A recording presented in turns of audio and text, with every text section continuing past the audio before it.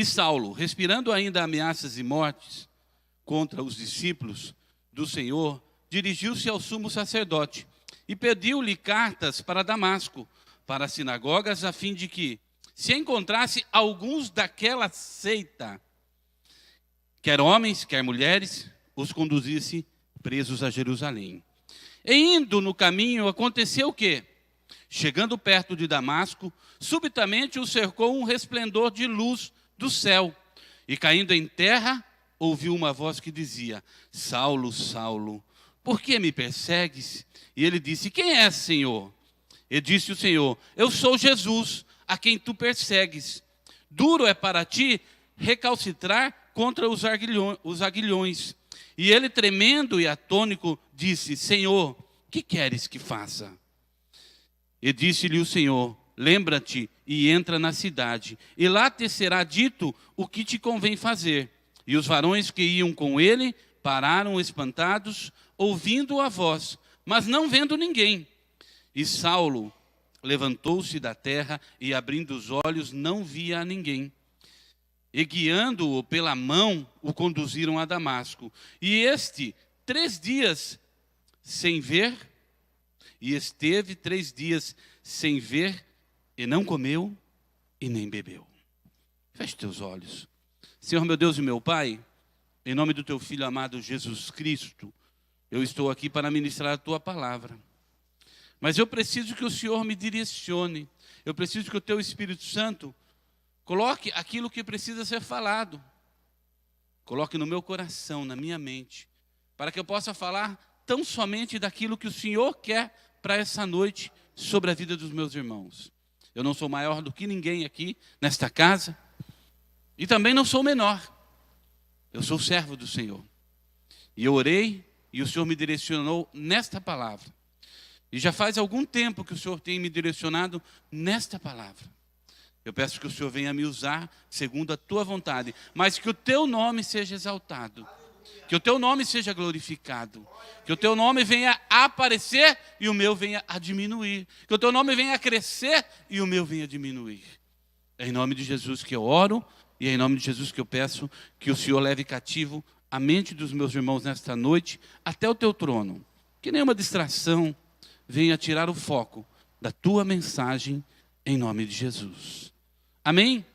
Pode se sentar? Em nome de Jesus. Aleluia.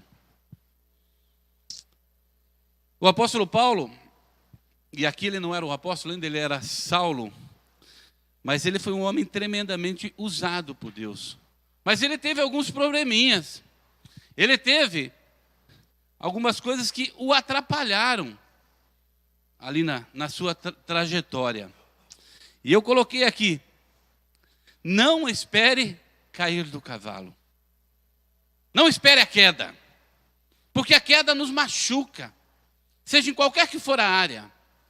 Paulo, a história nos diz que ele estava indo para Damasco para prender cristãos. Você sabe como ele era conhecido?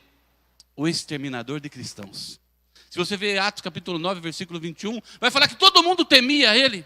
Todo mundo tinha medo de Saulo, porque ele não tinha problema nenhum em ele prender os cristãos, em ele matar os cristãos, em ele acorrentar os cristãos. Ele não tinha problema nenhum com isso. E ele era um cara desequilibrado, se você analisar. Porque quando ele sai com esse pessoal, com seus companheiros para prender os cristãos, vem uma luz perto de Damasco. E houve um desequilíbrio. E houve uma queda. Aí ele caiu. Mas se nós vermos quem era o Saulo, ele foi criado aos pés de Gamaliel. Gamaliel não era um rabino. Gamaliel era um rabã. Rabã, não é rabã não, viu, irmãos? É rabã. Rabino quer dizer meu mestre. Rabã quer dizer nosso mestre. Ele estava num nível mais elevado. E o pai de Gamaliel, ele era Simão. O avô de Gamaliel era Itel. Itel tinha uma escola de teologia em Jerusalém. E Gamaliel era mestre. E um dos alunos de Gamaliel foi Saulo. Saulo foi instruído. Se você pegar Atos capítulo 22, versículo 3, fala que Saulo foi criado aos pés de Gamaliel, é como se fosse sobre a influência de Gamaliel. É como você nesta noite, que está sob a influência de Jesus Cristo. Sobre a influência de uma igreja, sim, mas aquele que é o nosso rabino, o nosso mestre, chama-se Jesus Cristo. E o apóstolo Paulo foi criado ali com uma direção boa, com um ensinamento bom. Ele procurava ali aprender com Gamaliel. E Gamaliel, depois de Gamaliel, não houve igual ele. Foi o último rabã, o último que ensinava com propriedade. Porque o ensinar, irmãos, é fácil, mas com propriedade, como eu posso falar, com experiência. E Gamaliel, ele fazia parte do grupo dos fariseus. Mas vamos voltar para o apóstolo Paulo. Vamos voltar para Saulo. Saulo está a caminho de Damasco. E de repente houve o quê? Uma luz, um resplendor de luz. E ele se distraiu. E quando ele se distrai, ele se desequilibra. E quando ele se desequilibra, ele cai do cavalo. E tem pessoas que quebram o fêmur quando cai do cavalo. Tem pessoas que quebram o braço. Saulo ficou cego. Aquela queda lhe deu uma cegueira. Aquela queda fez com que ele não enxergasse. Mas quantas pessoas não estavam ali com ele cavalgando, indo para Damasco? Por que só ele? Às vezes nós falamos assim, por que comigo? Tudo acontece comigo. Parece que a maldade só vem para mim. Mas porque Paulo não estava num caminho bom. Porque Paulo não estava fazendo a vontade do Senhor. Porque Paulo estava perseguindo ao Senhor Jesus Cristo. Porque ele estava perseguindo aqueles que eram da seita. Ele fala muito claro, aqueles que eram da seita, aqueles seguidores que seguiam a Jesus Cristo. E aí o Senhor aparece, né? Aparece, mas ninguém viu. Só ouviram a voz do Senhor. E aí quando aparece aquela luz, Paulo se desequilibra, fica cego. E agora então aquele homem que era o exterminador, que era o cara que prendia os cristãos, agora ele foi levado pela mão dos companheiros dele, porque ele não enxergava mais. Às vezes nós não enxergamos as coisas mais, por quê? Porque não estamos de acordo com a vontade do Senhor, não estamos fazendo aquilo que agrada ao Senhor. Às vezes falamos que somos cristãos e convertidos, e às vezes estamos convencidos, assim como Paulo. Paulo se achava cristão. Paulo conhecia as leis. Paulo conhecia o sumo sacerdote. Porque ele ia lá e falava, olha, me dá umas cartas aí, porque eu vou para tal cidade e eu vou prender cristãos. Eu vou para tal cidade e vou trazer esses cristãos presos. Paulo tinha influência na cidade onde ele estava. Ele era bem visto. Mas nada disso fez com que livrasse ele da queda. Às vezes amigos não nos livram da queda. Às vezes a nossa família não nos livra da queda. Às vezes o nosso trabalho não nos livra da queda. O único que pode nos livrar chama-se Jesus Cristo. O único que pode nos livrar chama Deus Todo-Poderoso, que nós cantamos agora, porque só Ele tem todo o poder para nos livrar. O único que pode nos livrar chama Espírito Santo de Deus, porque às vezes estamos prestes a errar, mas o Espírito Santo vem com a sua voz suave e fala no nosso ouvido. Se você fala que você não tem escutado o Espírito Santo, não é verdade, porque Ele fala no nosso ouvido, Ele fala no nosso coração, Ele determina aquilo que Ele quer. Ele fala, às vezes nós fazemos um negócio de teimosia, porque Deus nos avisa, Deus nos acende uma luz. E para Saulo foi diferente. Não, Deus acendeu uma luz, só que nessa luz ele se desequilibrou e caiu. Aleluia. O versículo 3 diz assim: e indo no caminho aconteceu que chegando perto de Damasco, subitamente o cercou um resplendor de luz do céu, e caindo em terra, ouviu uma voz que dizia: Saulo, Saulo, por que me persegue? O desequilíbrio, irmãos, pode vir na nossa vida, em qualquer que seja o dia, a hora. Se nós não estivermos firmados em Cristo, nós nos desequilibramos muito fácil. E muitas das vezes com as nossas convicções, dentro da igreja, nós estamos desequilibrados. Dentro da nossa casa, nós estamos desequilibrados. Dentro do nosso trabalho, nós nos desequilibramos. E não é fácil. Quando você se desequilibra, quando você sofre uma queda, algum problema dá. Alguma fratura acontece. Carregar do cavalo não é fácil. O cavalo é alto. E quando ele nos joga, eu acho que quando veio a luz, o cavalo se assustou. E aí jogou Saulo. E Saulo caiu e ficou cego. Mas eu quero aproveitar essa cegueira de Saulo. Eu quero aproveitar. Às vezes, irmão, nós ficamos cegos dentro da nossa casa, com a nossa família. Às vezes nós ficamos cegos dentro da igreja, servindo a Jesus Cristo. Nós nos cegamos.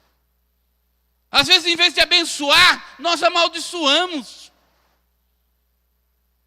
Quem é que nunca teve um probleminha com a esposa? Não é verdade? Quem é que nunca teve problema com filhos? Quem é que nunca teve problema com pais, com amigos, com irmãos de igreja? Todos nós temos. Mas aí, em vez de vir o equilíbrio, não vem. Vem o desequilíbrio. Vem a ofensa, né? Vem às vezes a amargura, que ficamos amargurados com as pessoas. Irmãos, quantas vezes nós nos desequilibramos no nosso dia a dia? Não quero ir muito longe. No nosso dia a dia. Acordamos já atravessado. Acordamos, como diz no mundo, de pé esquerdo. E esse desequilíbrio nos causa problemas. E muitas vezes ficamos cegos ao ponto de brigarmos, de ofendermos as pessoas que mais amamos. A nossa família. Tudo por causa de um desequilíbrio. Tudo por causa de um... Você sabe quando você está andando, e a gente brincava muito quando era criança, né? Está andando e a gente dá um toquinho só no pé, a pessoa cai. Eu brincava muito disso. Gostava quando as pessoas caíam. E detestava quando eu caía, né? Mas às vezes nós estamos desequilibrando a nossa família. Às vezes, em vez de ser o abençoador, nós não estamos sendo o abençoador. Aleluia. Você sabe por que Deus nos chamou? E Deus nos chama a atenção nesta noite. Talvez você esteja aqui falando, puxa vida, o pastor está pregando hoje para minha irmã que não está aqui. Não é, irmão. Está pregando para você. Está pregando para mim. Estou pregando para nós que viemos aqui, para Deus nos chamar um pouquinho a atenção nesta noite. Para o amor. Para amor. Tem tanto cristão duro, tanto cristão inflexível dentro da sua casa, que não tem misericórdia dos seus filhos, da sua esposa, ou vice-versa, né? Porque hoje em dia as mulheres estão mais bravas do que os homens, não é verdade, irmãos? É verdade ou não é, irmãos? Erga a mão aí, me ajude. Hoje em dia as mulheres estão mais bravas do que os homens. Aleluia. Você sabe para que Deus nos chamou? Para nós amarmos a nossa família. Deus nos chamou para sermos equilibrados. Deus nos chamou para amarmos e estendermos as mãos para o nosso cônjuge, para o nosso filho, para a nossa filha, para o nosso pai, para o nosso irmão de igreja. E uma das coisas que nós estamos ficando desequilibrados é que nós viramos os perseguidores. Nós viramos os exterminadores daqueles que tropeçam. Nós somos, às vezes, mais do que Jesus Cristo, porque nós queremos tirar a paz de pessoas. Não perdoamos. Não perdoamos. Depende do que fazem conosco, nós não perdoamos. às vezes nós estamos exterminando os sonhos dos nossos familiares. E é sério isso, irmãos. É sério. É algo tremendo que está acontecendo com o ser humano, porque nós estamos trabalhando demais, nós estamos correndo demais, muito pouco tempo para o Senhor, muito pouco tempo para a leitura, muito pouco tempo para fazer a vontade do Senhor, e às vezes o mundo começa a nos engolir. E às vezes nem saímos de casa, já saímos discutidos, já saímos com problema, já saímos nervosos, ou deixamos eles nervosos, por falta de equilíbrio. O desequilíbrio. Olha esse tripé que maravilhoso. Em pé. Deixa ele com 2 pés só. Não funciona. Não fica de pé. Com um pé só. Não funciona. O único que consegue ficar com 2 pés de pé é você e eu. Porque nós precisamos de um tripé. Nós precisamos do Deus Pai, Deus Filho e Deus Espírito.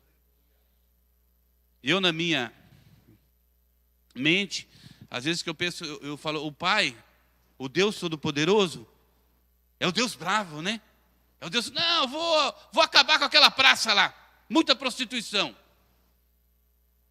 Aí Jesus Cristo fala, Pai, não faz isso não, cara. Para que eu fui lá? Hein? Para que eu fui lá? Não foi para salvar? E aí o Senhor, acho que Jesus coloca não panos quentes, mas ele fala, olha, o meu amor vai transformar aquela pessoa. E aí, todos estão conectados, o Espírito Santo já vai para lá, vai para aquela praça, envia alguém lá para orar, envia alguém lá para interceder, e aí aquela pessoa se converte. E aí vem para o Senhor. É um tripé, irmãos. Não dá para viver só com Deus Pai. Não dá para viver só com Jesus Cristo. Não dá para viver só com o Espírito Santo. Nós temos que ter um tripé. Nós temos que estar firmados no Senhor, como rocha. Aleluia. E quantas vezes, irmãos, na nossa casa, pessoas precisam de uma palavra de apoio, de uma palavra de conforto. Quantas vezes dentro da nossa casa existe um erro e as pessoas erram. E aí, o primeiro que dá a bordoada é nós. Em vez de nós segurarmos, como Jesus Cristo fez com Pedro, Jesus, estou afundando, salva-me. Aí Jesus pegou uma bigorna e jogou nele. Ele, Não, Jesus estendeu a mão. Às vezes dentro do nosso lar, nós não estamos estendendo a mão. Nós não estamos abençoando. Nós não estamos amando. Você lembra quando você casou? Quem é casado aqui? Você lembra quando você casou? O que você prometeu? Seja para o padre, seja para o pastor, mas prometeu para Deus. Você lembra? Quer que eu chame a sua memória aí? Quer ou não? Aleluia. Você prometeu não ofender. Você prometeu amar. Você prometeu cuidar. Você prometeu cuidar quando está doente, quando está são. Lembra? Eu prometo. A gente era novinho, né? Eu tinha uns 23 anos. Prometo o que o senhor falar, eu prometo. E a gente pensa que está prometendo para o padre. Eu casei numa igreja católica. E não, nós estamos prometendo para Deus. E aí veio os filhos, que é a extensão, que parece que a gente ama mais os filhos do que a esposa, né? Mas não é verdade. Nós temos que amar mais a esposa. Porque se não fosse a esposa, não teria os filhos. Tem famílias que invertem. Amam mais o filho do que a esposa. Ou mais o filho do que o marido. Está errado. Amem mais o seu marido. Amem mais a sua esposa. Porque sem ela e sem ele, não teria o filho. E não seria o filho dessa forma, com esse jeitinho, né? Que cada um tem o seu jeitinho. Essa mistura de vocês dois fizeram filhos abençoados. E nós muitas vezes, irmãos, diante de uma situação que não é aquilo que nós queremos, nós nos desequilibramos e ofendemos a nossa esposa, ofendemos o nosso filho. Quantas discussões em festas por causa de uma coisinha. Que Deus coloca no meu coração nessa noite, que eu e você não fomos chamados para ser juízes. A mesma posição minha é tua, é servo. Nós fomos chamados para ser servos. Nós fomos chamados para buscar ao Senhor e Ele resolver as situações. Mas nós podemos fazer aquilo que Deus nos ensinou, abençoar. Deixar de ser desequilibrados. Deixar de ser donos da verdade. Como é que a transformação vai vir se não vier o perdão, se não vier o amor, se não vier a graça do Senhor sobre a nossa vida? Você pode vir em 1000 cultos de transformação, você pode vir em trilhões de culto de libertação. Deus não vai atuar, porque a maldade está dentro do teu coração, está dentro do meu coração. Nós não conseguimos nos entender nem dentro de casa. Como é que Deus vai atuar? Tem gente que fica santo na igreja. Aquele é um santo. Mas dentro de casa é um diabo. Dentro de casa é uma diaba. É assim. Dentro de casa é pior do que uma pessoa do mundo. Palavrão. Maldições sobre a sua família. O filho vem, pai, aconteceu isso, fui mal na prova. Pá.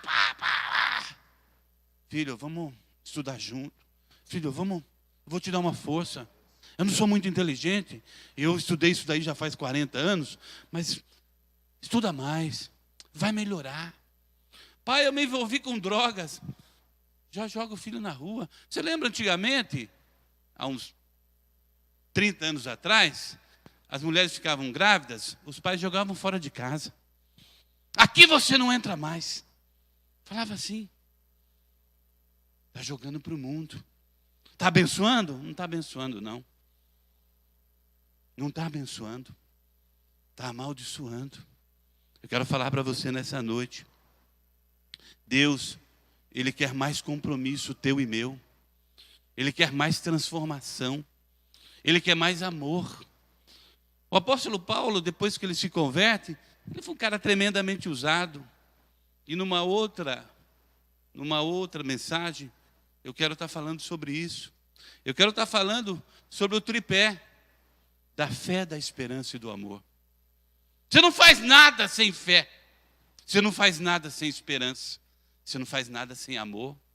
1 Coríntios capítulo 13, versículo 13. O amor pode ser o maior, mas se não tiver fé não adianta nada. Não adianta ter só o amor. Porque o amor, nós temos visto tantos amores aí que não tem muito a ver com a coisa de Deus, hein? O que Deus nos ensina nessa noite é que nós podemos até desequilibrar, mas nós podemos também deixar de cair, deixar que o inimigo nos derrube, deixar que a queda venha. O que Deus quer nos alertar nesta noite é que, olha, eu tenho uma oportunidade para você de bênção. Eu quero mudar a tua vida, eu quero transformar a tua vida. Assim como eu mudei a vida de Saulo, eu posso mudar a sua. Paulo se achava cristão, se achava, apesar de ser ensinado por Gamaliel, apesar de ser instruído, mas ele não era. Ele era convencido. E em algumas fases da nossa vida, nós somos convencidos, nos achamos, mas na hora que precisa, nós não fazemos nada. A hora que precisa, nós empurramos as pessoas para o abismo. Na hora que precisa, nós não temos um abraço, nós não temos um beijo, nós não temos um carinho pela nossa família. O que Deus quer nos falar nessa noite é que primeiro a gente precisa cuidar da nossa casa.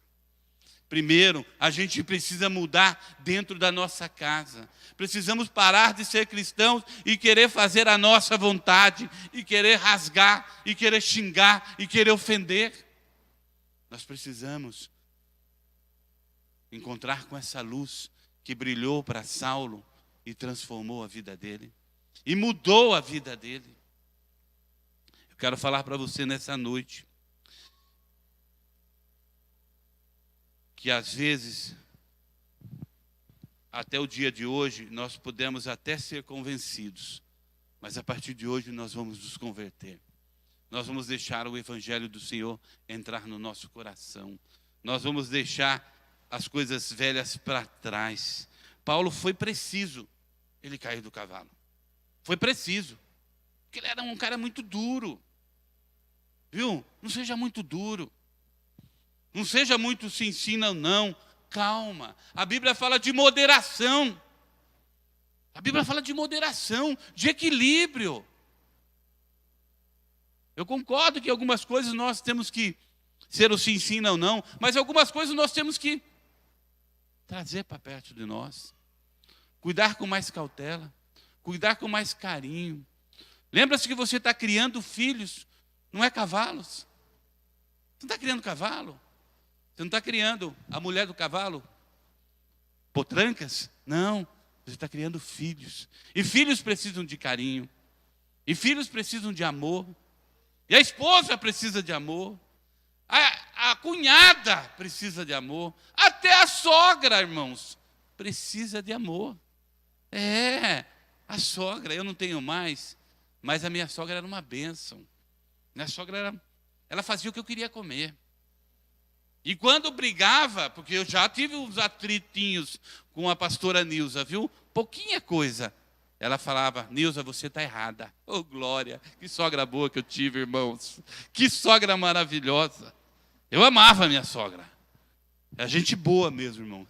Mas ela falava, Nilza, você está errado. Eu falava, oh, fala, Deus.